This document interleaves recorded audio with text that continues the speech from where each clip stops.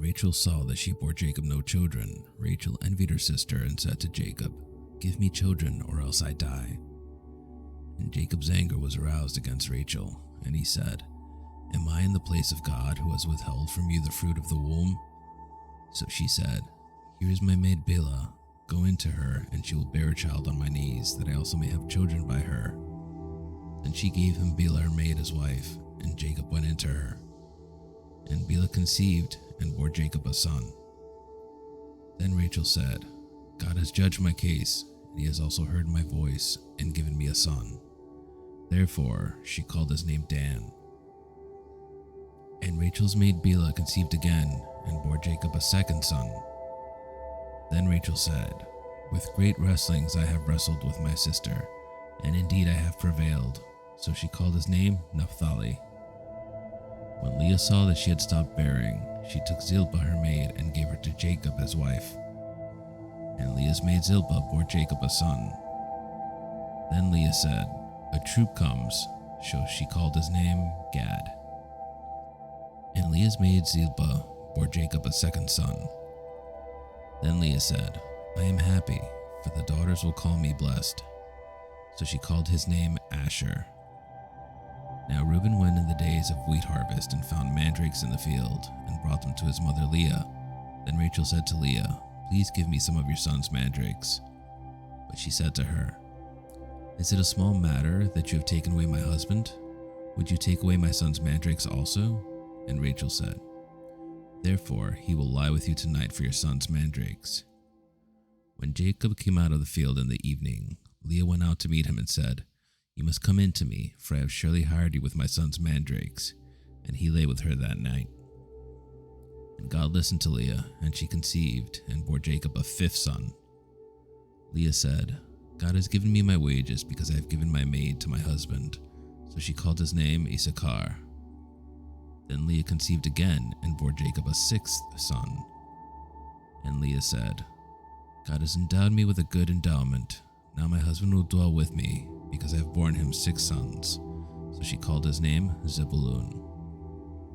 Afterward she bore a daughter and called her name Dinah. Then God remembered Rachel, and God listened to her and opened her womb. And she conceived and bore a son and said, "God has taken away my reproach." So she called his name Joseph, said, "The Lord shall add to me another son." And it came to pass, when Rachel had borne Joseph, that Jacob said to Laban, "Send me away, that I may go to my own place, to my country. Give me my wives and my children, for whom I have served you, and let me go, for you know my service which I have done for you." And Laban said to him, "Please stay, if I have found favor in your eyes, for I have learned by experience that the Lord has blessed me for your sake." Then he said, "Name me your wages, and I will give it." So Jacob said to him, "You know how I have served you, and how your livestock has been with me. For what you had before I came was little, and it has increased to a great amount. The Lord has blessed you since my coming. And now, when shall I also provide for my own house?" So he said, "What shall I give you?" And Jacob said, "You shall not give me anything. If you will do this thing for me, I will again feed and keep your flocks.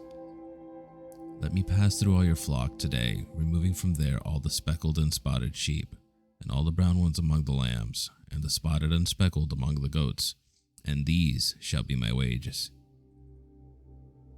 So my righteousness will answer for me in time to come, when the subject of my wages comes before you. Everyone that is not speckled and spotted among the goats and brown among the lambs will be considered stolen if it is with me." And Laban said, "Oh, that it were according to your word."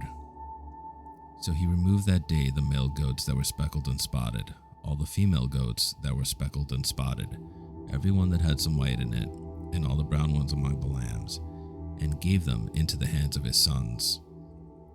Then he put 3 days' journey between himself and Jacob fed the rest of Laban's flocks. Now Jacob took for himself rods of green poplar, and of the almond and chestnut trees, peeled white strips in them, and exposed the white which was in the rods. And the rods which he had peeled he set before the flocks in the gutters, in the watering troughs where the flock came to drink, so that they should conceive when they came to drink.